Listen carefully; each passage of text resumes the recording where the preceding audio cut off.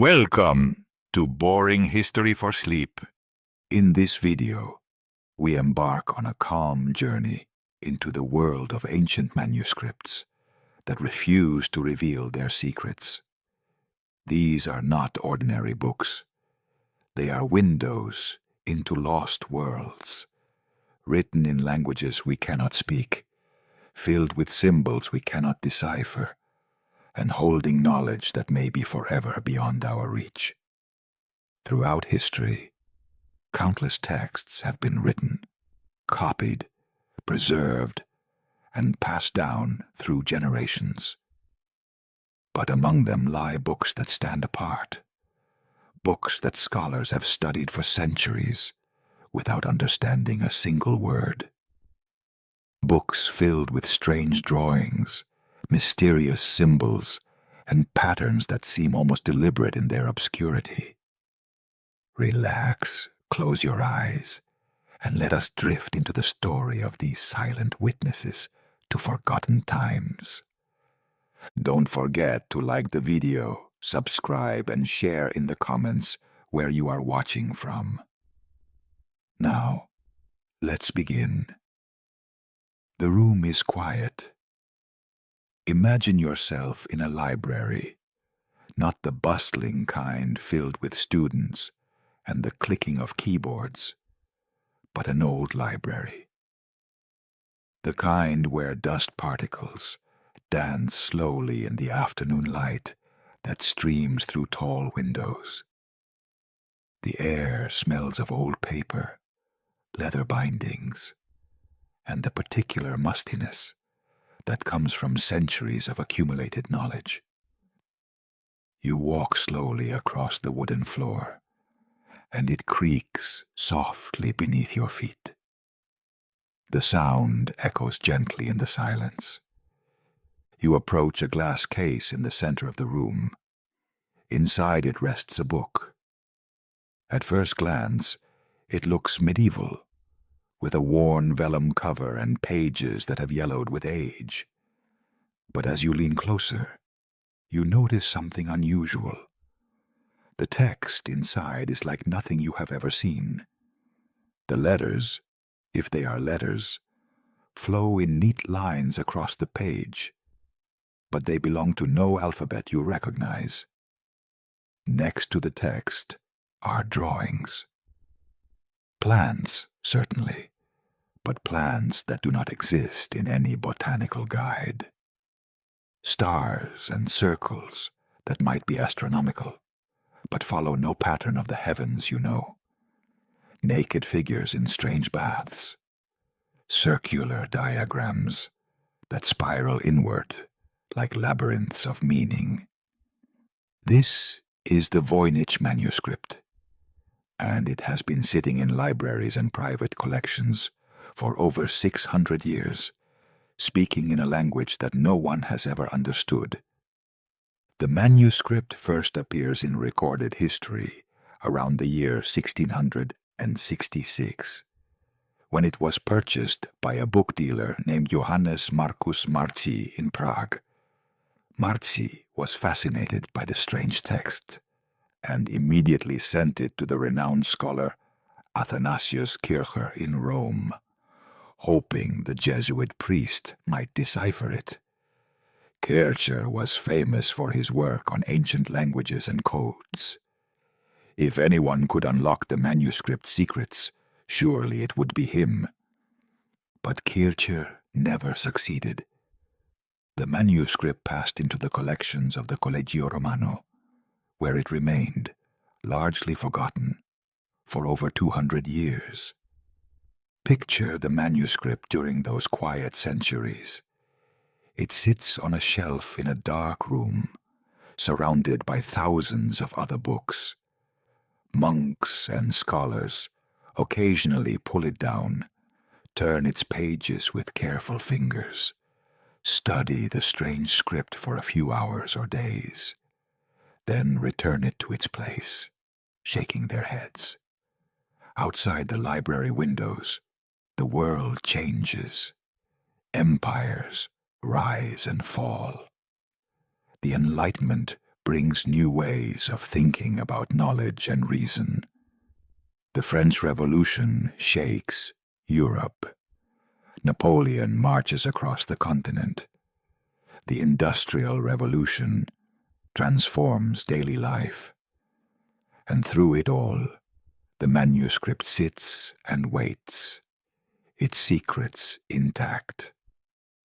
In the early 20th century, the book dealer Wilfrid Voynich discovered the manuscript in the Villa Mondragone near Rome.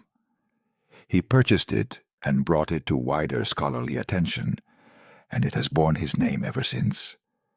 Voynich believed he had found something extraordinary, perhaps the lost work of Roger Bacon, the 13th century English philosopher and scientist known for his studies in optics, alchemy, and languages.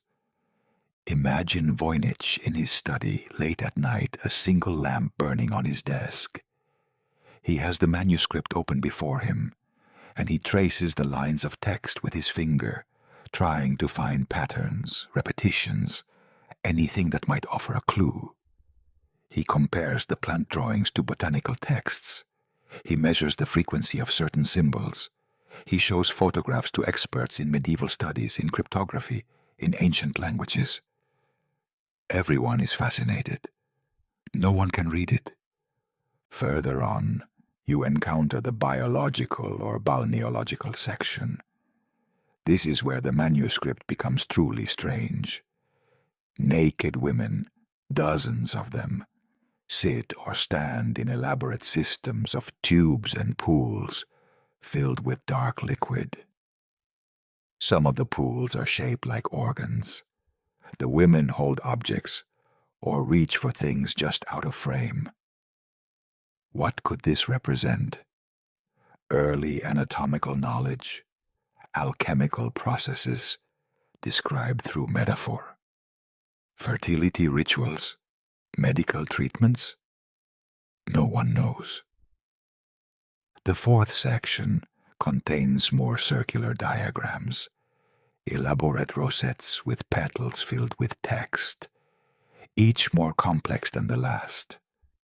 And finally, the manuscript ends with page after page of text alone, no illustrations, just the steady march of those incomprehensible characters across the vellum. Over the decades since Voynich brought the manuscript to light, countless experts have attempted to decode it. During World War II, American cryptographers took an interest. These were men and women who spent their days breaking enemy codes, finding patterns in seeming chaos, teasing meaning from encrypted messages. They applied their considerable skills to the Voynich manuscript during their spare time, treating it as an intellectual puzzle. They failed. Think about what that means. People who could break military codes, who understood complex substitution ciphers and transposition methods, who worked with the most sophisticated analytical tools of their time, could not make sense of this medieval book. The text has statistical properties that suggest it is not random. The characters appear with certain frequencies that resemble natural language. There are patterns and repetitions that hint at grammar and structure. But whenever someone thinks they have found the key, whenever they believe they are on the verge of understanding, the pattern dissolves and the text retreats back into mystery. In more recent decades, as computers became powerful enough to analyze large data sets, scholars fed the manuscript into algorithms designed to detect patterns, compare it to known languages, and simulate code-breaking approaches. The results have been fascinating but inconclusive. Some computer analyses suggest the text has properties similar to natural language. Others argue it must be an elaborate hoax, too consistent to be nonsense, but too anomalous to be any real language. There have been many theories over the years. Some believe the manuscript is written in a constructed language, perhaps invented by its author for the specific purpose of recording secret knowledge. Others think it might be a cipher, with each character representing a different letter or concept in a known language like Latin. Still others have proposed that it might be written in an Asian language using a European-style script, or that it represents an extinct language from some lost culture. One theory suggests the manuscript might be a medical text from medieval Europe, written in a local dialect and using made-up plant names to disguise valuable pharmaceutical knowledge. Another proposes that it is the work of a single person with a unique form of graphomania, someone compelled to write and draw, but doing so in a purely invented system that held meaning only for them. There are even those who believe the manuscript might be an elaborate joke or artistic work, created to appear meaningful, while actually containing no information at all. But when you look at the manuscript yourself, even in photographs, it is hard to accept that it is meaningless. There is something too purposeful about it. The text flows too naturally. The illustrations are too carefully integrated with the writing. Whoever created this book spent months or even years on the work. The vellum alone would have been expensive.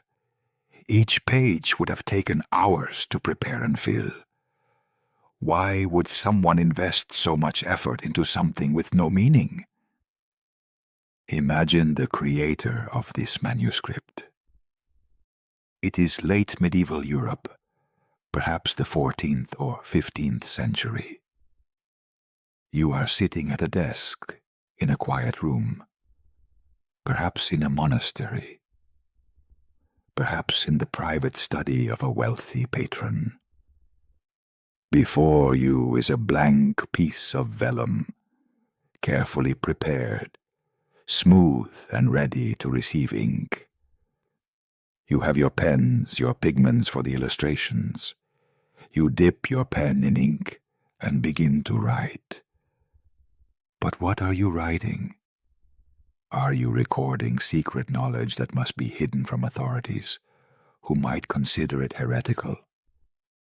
Are you preserving information in a private language that only you and a select few can understand? Are you creating something beautiful and mysterious for its own sake, a puzzle for future generations? Or are you transcribing something genuinely important, perhaps medical knowledge or astronomical observations, in a language that was once known, but has since been completely forgotten? You work steadily, day after day. You form each character with care, maintaining consistent shapes and spacing. You draw the plants, referring to observations or earlier sketches. You fill in the circular diagrams with their intricate details. You populate your strange bath scenes with figure after figure. The work is meditative, repetitive, peaceful. And all the while, you are creating something that will outlast you by centuries. Something that will puzzle and fascinate scholars in ages you cannot imagine, in a world transformed beyond your recognition. The Voynich Manuscript now resides at Yale University's Voynich Rare Book and Manuscript Library. It sits in a climate-controlled room, carefully preserved, occasionally studied, endlessly fascinating. Researchers can access high-resolution digital scans of every page. They can zoom in on individual characters, compare different sections, run endless analyses, and still, the manuscript keeps its secrets. There is something deeply calming about this. In an age where information is everywhere, where nearly any question can be answered with a quick search, where mysteries are solved rapidly and shared instantly, here is something that remains unknown. The Voynich Manuscript reminds us that not everything can be understood. Not every puzzle has a solution we can reach. It asks us to accept uncertainty, to sit with mystery, to appreciate beauty and craftsmanship, even when we cannot fully comprehend their purpose.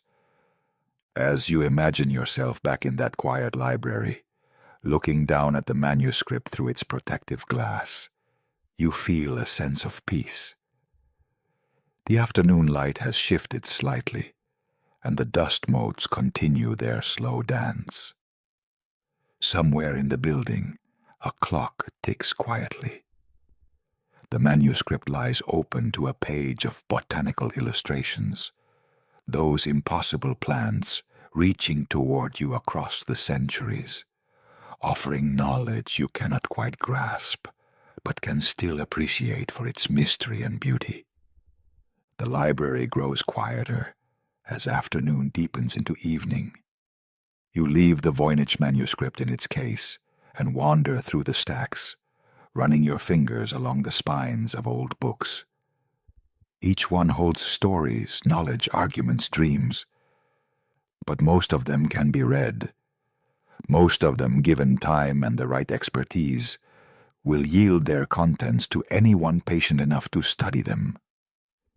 You are looking for the exceptions, the others, the books that refuse to speak.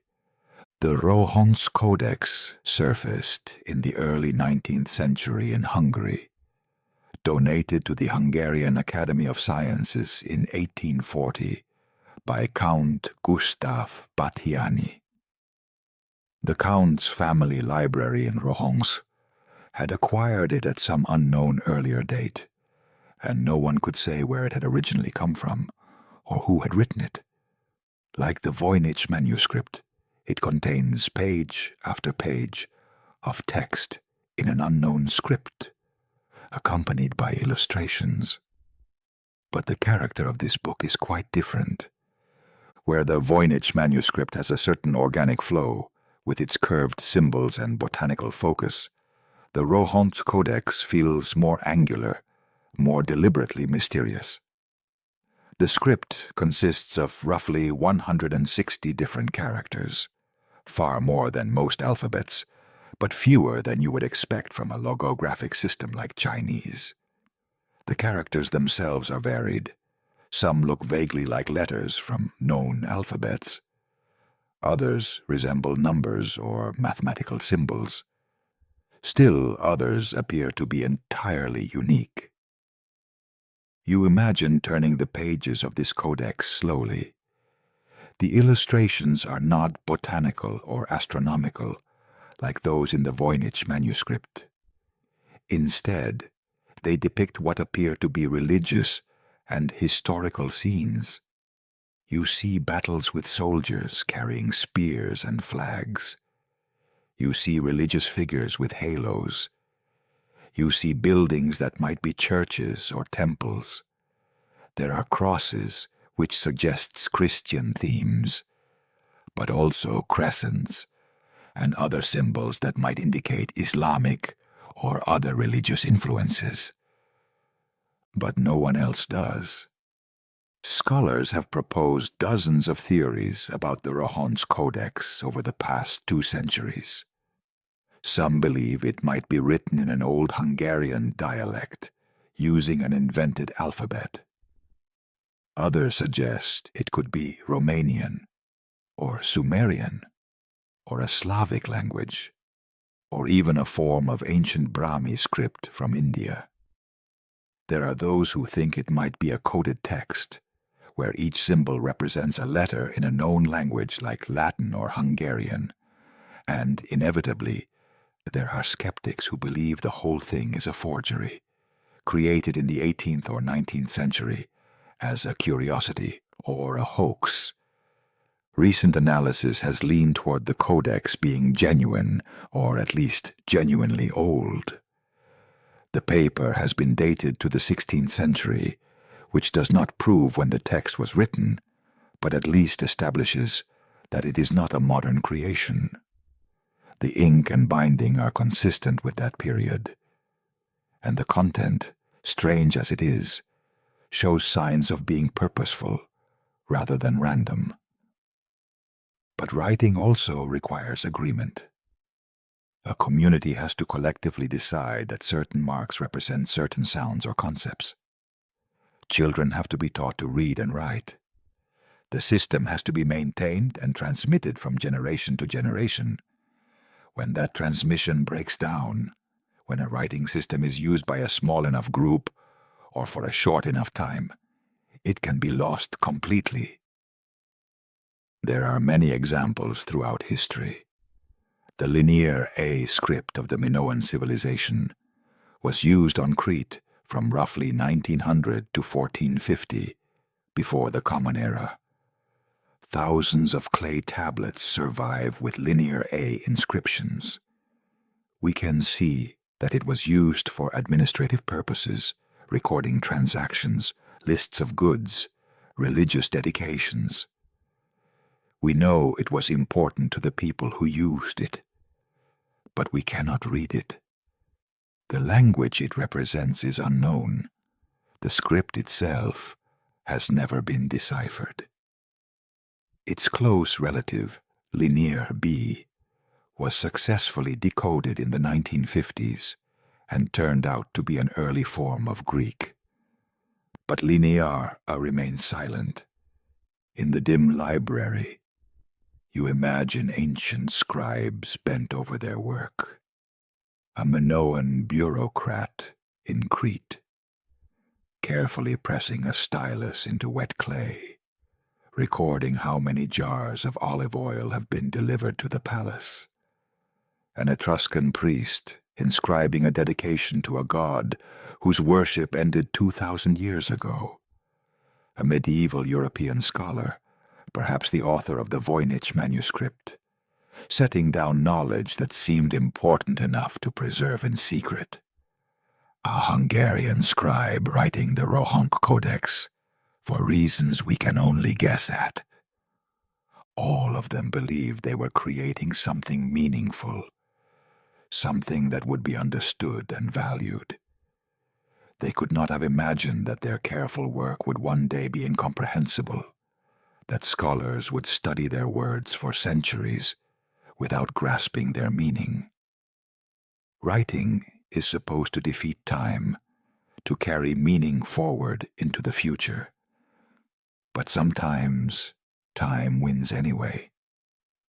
Sometimes the context disappears, the language dies, the key is lost, and all that remains is the beautiful artifact of the writing itself, mute and mysterious. There is a particular kind of silence in confronting these unreadable texts. It is not the silence of an empty page or a blank wall.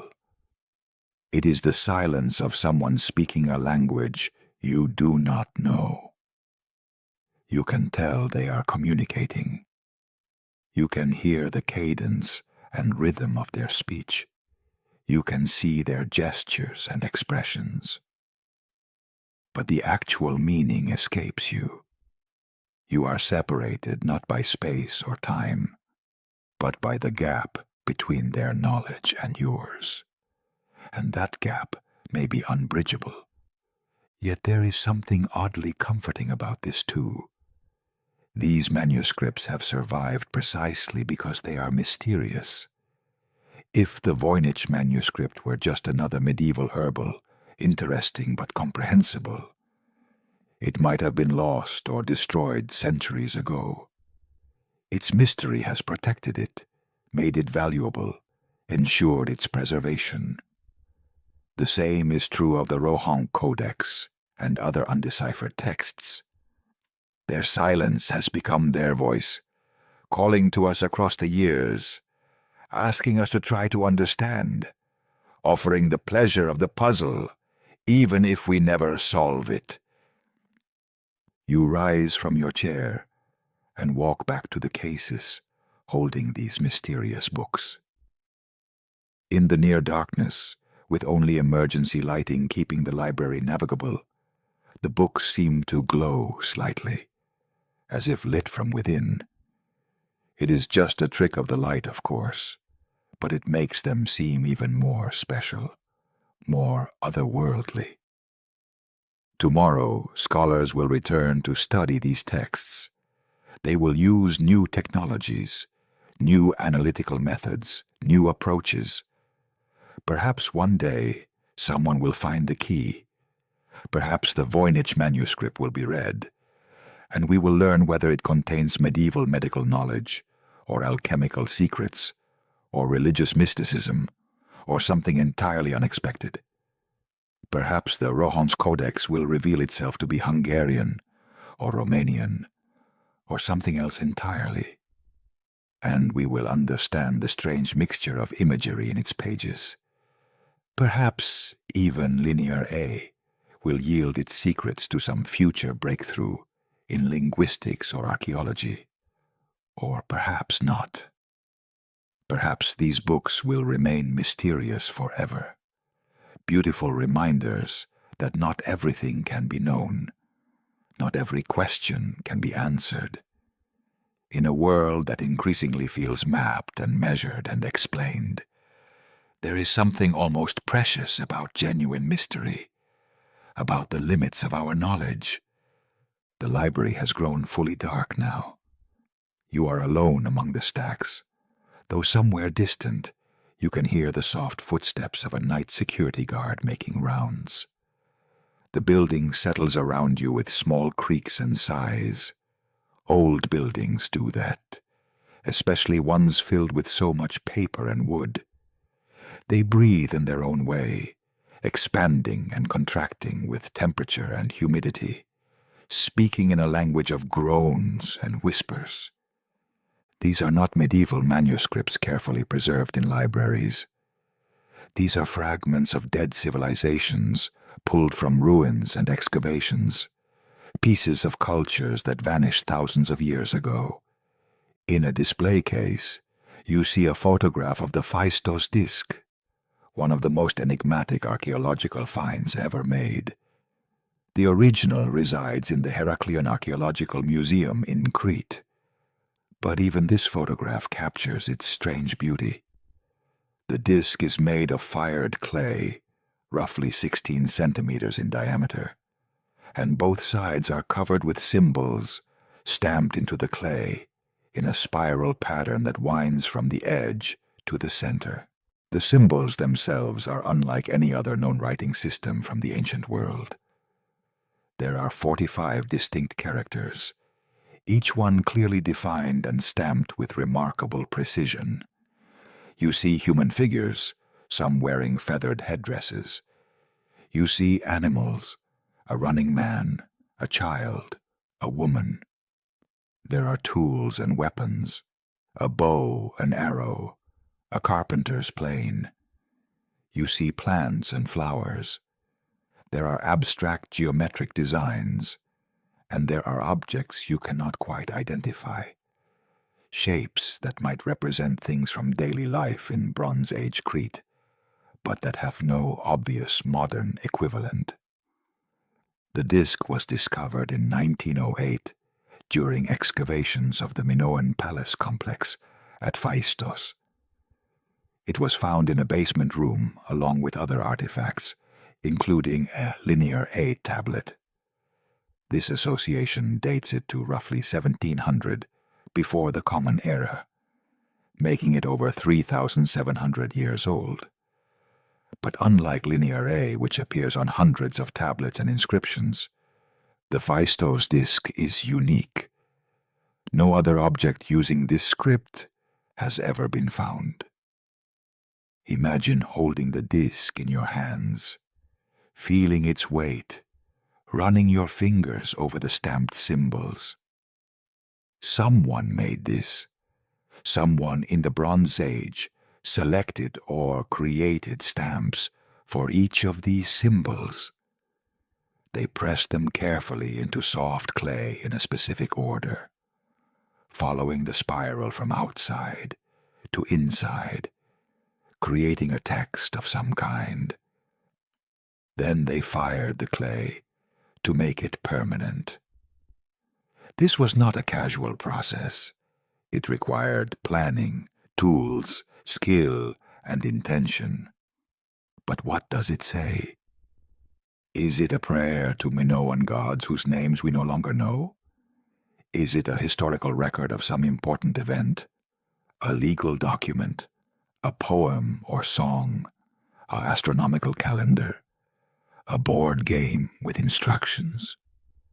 Without other examples of the script to compare, without a bilingual text like the Rosetta Stone that could provide translation, the disk remains completely unreadable.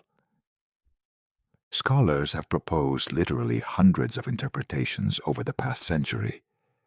Some have tried to read it as an early form of Greek. Others suggest it might be related to Luwian, a language from ancient Anatolia. There are theories connecting it to Etruscan, to various prehistoric European languages, even to the mysterious pre-Indo-European languages that might have been spoken before the spread of Indo-European tongues across Europe and Asia. Some researchers believe the symbols are not a true writing system at all, but rather a series of religious or magical symbols, or perhaps a complex board game. The problem is that the disk simply does not give us enough information.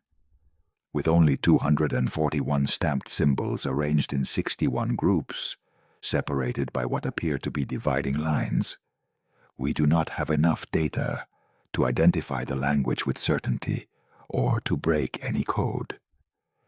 Statistical analysis can tell us some things.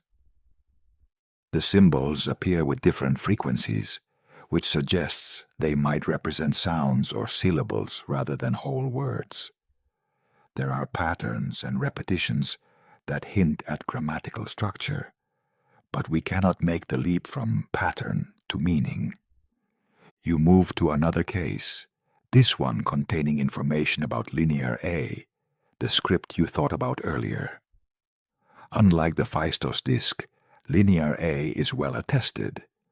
There are thousands of inscriptions, mostly on clay tablets, but also on pottery, seals, and other objects. The script was clearly used for administrative purposes throughout Minoan Crete and some surrounding islands. We can see that it was a syllabic system, where each symbol represents a syllable rather than a single sound. We even know the sound values of many of the symbols because they were adapted for linear B, which we can read. But knowing how to pronounce something is not the same as understanding it. When scholars try to read linear A inscriptions using the phonetic values from linear B, the results are words that do not match any known language. The underlying language of linear A remains unidentified. It might be an early, very different form of Greek. It might be a completely separate language family that died out when Minoan civilization collapsed. It might be related to languages still spoken somewhere in the world, but so changed over time that the connection is unrecognizable. We simply do not know. Think about what this means for our understanding of the past. The Minoans were one of the great civilizations of the Bronze Age Mediterranean. They built elaborate palaces with sophisticated architecture and plumbing. They created beautiful frescoes, detailed pottery, exquisite jewelry. They traded across the Mediterranean and possibly beyond. They had a complex administrative system that required writing and record-keeping. They were not primitive or simple people. They had a rich culture, religious beliefs, stories, history, knowledge, and almost all of it is lost to us. We have their buildings, their art, their tools. We can make educated guesses about their religion based on imagery and comparative studies. We can trace their trade networks through artifact distribution. We can analyze their diet from food remains, their health from skeletal evidence, their economy from seal impressions and storage facilities. But we cannot hear their voices. We cannot read their stories. We do not know what they called themselves, what names they gave their gods, how they explained the world around them, what they thought about life and death and meaning. The silence is profound. You stand in the library, surrounded by books that can be read, books in English and Latin and Greek and Arabic and Chinese, and dozens of other languages, living and dead, but comprehensible. And you think about those Minoan tablets sitting in museums, covered with neat lines of text that represent real words in a real language spoken by real people, now forever mute. There is a kind of sadness in this, but also a kind of beauty. The mystery preserves something. When we read the Epic of Gilgamesh or the Egyptian Book of the Dead or the Greek tragedies, we make those ancient people familiar to us. We assimilate them into our understanding. They become like us, or we interpret them through our modern perspectives until they seem like us. But the Minoans, the people of the Phaistos disk, the writers of the undeciphered scripts, they remain truly other. They are a reminder that the past is a foreign country, that people really did think differently, speak differently, understand the world in ways we cannot access. For all those centuries, Egyptian civilization was silent. Europe knew that Egypt had been powerful and sophisticated. The monuments proved that. But who had built them? What had they believed? What did the inscriptions say? All of that remained mysterious until the Rosetta Stone provided the bridge between the known and the unknown. It was slow, difficult work. Imagine sitting at a desk covered with drawings of cuneiform signs, trying to identify patterns, frequencies, possible phonetic values. You have no dictionary, no native speaker to consult, no clear idea even what language you are looking at. You know these symbols were meaningful to someone, that they recorded real information. But you are trying to hear voices that have been silent for over 2,000 years, trying to reconstruct a language from its written traces alone. Yet they succeeded. By the mid-19th century, cuneiform could be read. Suddenly, the literature of ancient Mesopotamia became accessible. The Epic of Gilgamesh, one of the oldest written stories in the world, could be read and translated. Legal codes, administrative records, religious texts, personal letters, medical treatises, astronomical observations, all of it poured out of those clay tablets. An entire civilization found its voice again. But success in some areas makes the remaining failures more poignant. If hieroglyphics could be deciphered, if cuneiform could be decoded, why not Linear A?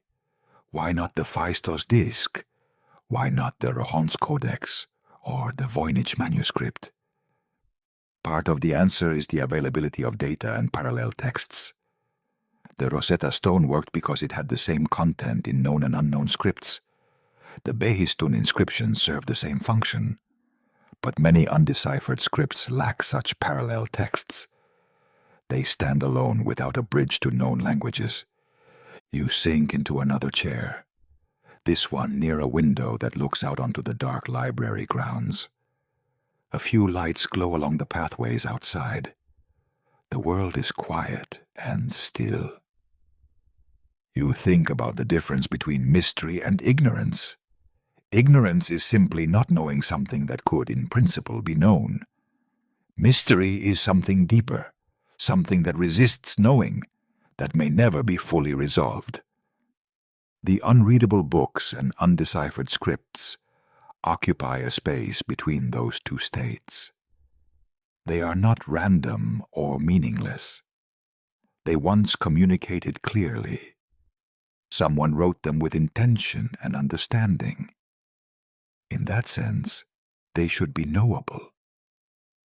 Given enough time, enough data, enough analytical sophistication, we ought to be able to decode them.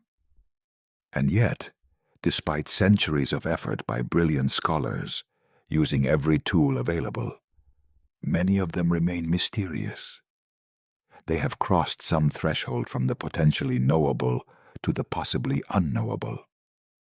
The night deepens around you in the library. The security guard has passed by several times, nodding silently each time they see you still absorbed in the displays and books. Perhaps they recognize a fellow keeper of mysteries, someone who finds peace in the company of old texts and unsolved puzzles. The building is utterly quiet now, except for the gentle hum of climate control systems working to preserve these fragile documents. You find yourself drawn back toward the section on medieval manuscripts. But this time you focus on a different category of unreadable text: the alchemical manuscripts. These are different from the other mysteries you have encountered tonight. The Voynich Manuscript and the Rohan's Codex are mysterious because we cannot identify their languages or scripts. Linear A and the Phaistos disc are obscure because the civilizations that created them are gone. But alchemical texts present a different challenge. They are written in known languages: Latin, Arabic, English, German. But they deliberately obscure their meaning through symbolism, allegory, and coded terminology. In a glass case, you see a reproduction of the Ripley Scroll, one of the most famous alchemical documents from medieval England.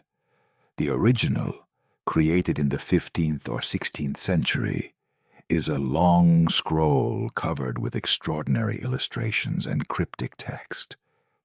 The images are vivid and strange. You see dragons and toads, flasks and furnaces, kings and queens, the sun and moon personified as royal figures. Colors are symbolic: red for one stage of the alchemical process, white for another, black for yet another. Every image is layered with meaning, references to other texts, connections to astrological and religious symbolism. The text that accompanies these images is written in English, or at least in the Middle English of its time. You can read the words more or less, but understanding them is another matter entirely. Alchemists intentionally wrote in riddles and metaphors. When they spoke of the king and queen, they might have meant actual chemical substances like sulfur and mercury. When they described a marriage or union, they might have been talking about mixing reagents in a specific way. References to death and rebirth could mean calcination and distillation, or they could mean something else entirely. The language of alchemy is slippery, deliberately ambiguous, designed to reveal its secrets only to those who already understand. Then there are the mysterious scripts that appear in some magical texts. The celestial alphabet, the malachim, the passing the river. These are writing systems that appear in Renaissance occult texts, supposedly angelic or ancient or magical in origin. They are not codes for existing languages, but alternative alphabets, each letter corresponding to a letter in Hebrew or Latin. You can transcribe them, converting the mysterious symbols back into familiar letters. But the texts they encode are often still cryptic and allegorical. In recent centuries, particularly with the rise of modern chemistry from the ashes of alchemy, scholars have worked to understand these old texts. They have tried to strip away the allegory and identify the actual chemical processes being described. Sometimes they succeed. A description of the green lion devouring the sun might be decoded as a reference to a particular acid dissolving gold. The philosophical mercury might be identified with a specific chemical compound. But often the identifications remain tentative, and different scholars propose different interpretations.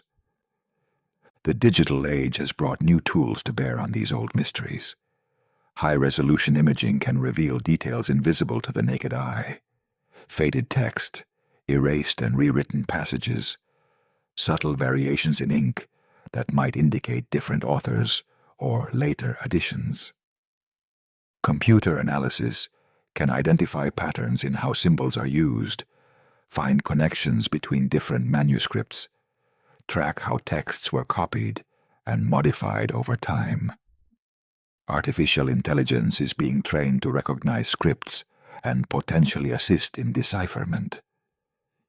Yet for all these technological advances, many of the fundamental mysteries remain. The Voynich Manuscript has been digitized and made freely available online. Thousands of people have examined it, proposed theories, run analyses, and still it resists definitive decoding. Linear A has been studied with every tool of modern linguistics, compared to every known ancient language, analyzed statistically and structurally. It remains unread. The Phaistos disc sits in its museum, one of the most photographed artifacts from the ancient world, and its message stays silent. Perhaps this is as it should be. Not every question needs an answer. Not every mystery needs to be solved.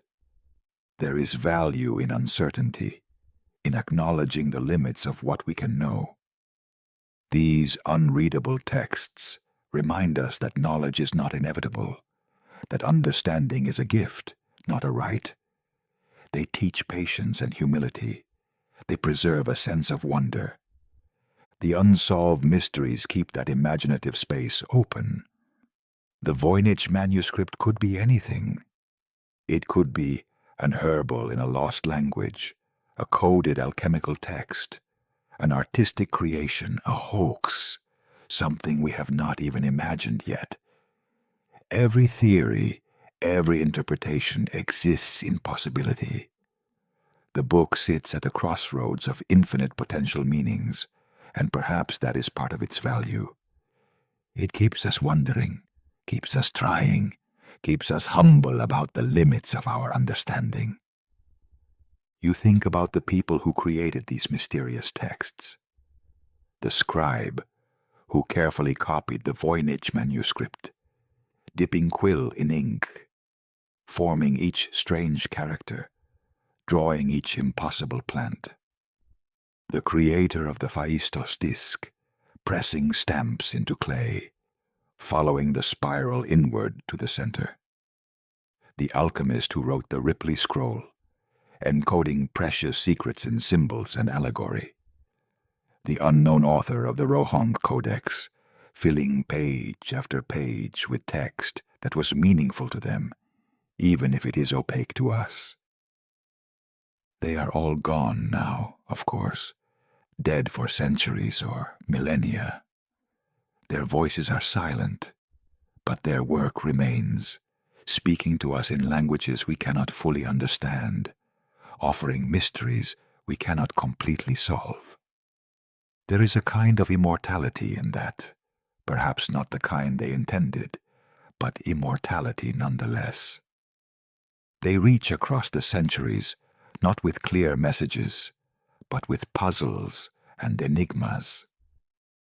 And we respond, generation after generation of scholars and enthusiasts, trying to hear what they are saying, trying to bridge the gap between their world and ours. The library around you has taken on an almost sacred quality in the deep night. The rows of books are like monuments. Each one represents hours or years of human effort, thought, and creativity. Most of them have been read and understood and catalogued and shelved. Their contents are known, but scattered among them, rare and precious, are the books that keep their secrets. The ones that ask more questions than they answer. The ones that preserve mystery in an age that too often thinks it has explained everything. You step outside into the cool night air. Above you, stars are visible, more than you usually see in the light-polluted sky near the city. You think about ancient astronomers, Babylonian priests tracking the movements of planets, Mayan mathematicians calculating cosmic cycles, scholars everywhere and everywhen looking up at these same stars and trying to understand. How much of their knowledge has been lost? How many brilliant insights, careful observations, profound understanding have vanished because the records were destroyed, or the language forgotten, or the context lost. And yet, the stars remain. The sky is still there for us to observe and wonder at, just as it was for them. And the books remain, even the unreadable ones, still there for us to puzzle over and admire. The mystery connects us across time, a shared experience of wonder and curiosity, and the desire to understand. You walk slowly across the library grounds, in no hurry to get anywhere. The night is peaceful. Somewhere in the distance, you hear a church bell tolling the hour, the sound carrying clearly through the still air.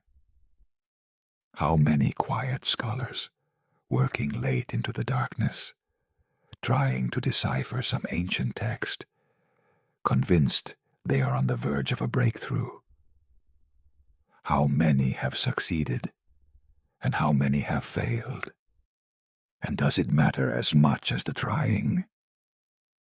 As you reach the edge of the library grounds, you pause and look back.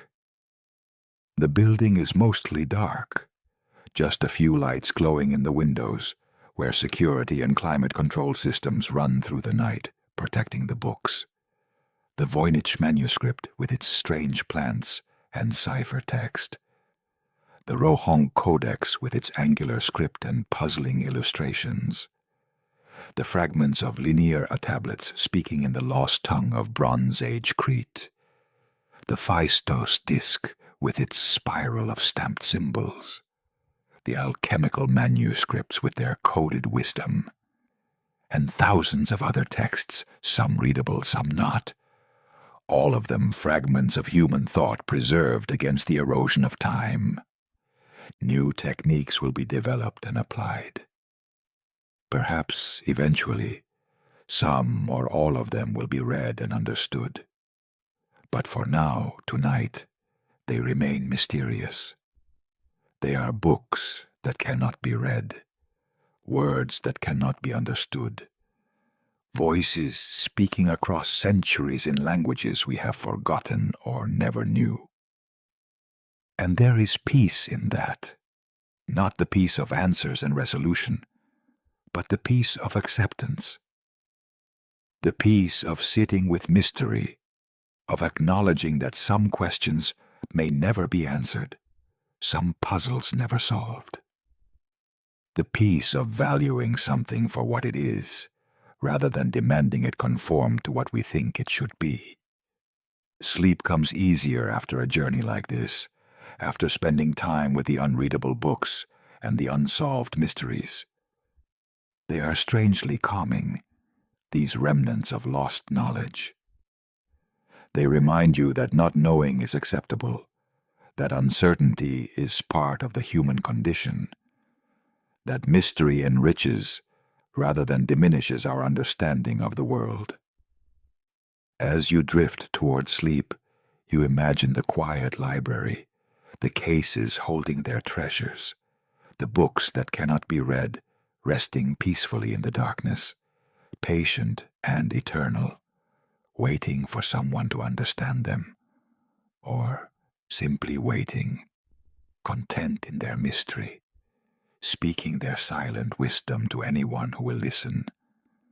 The night is gentle, the stars are bright, the mysteries endure, and you, finally, peacefully sleep.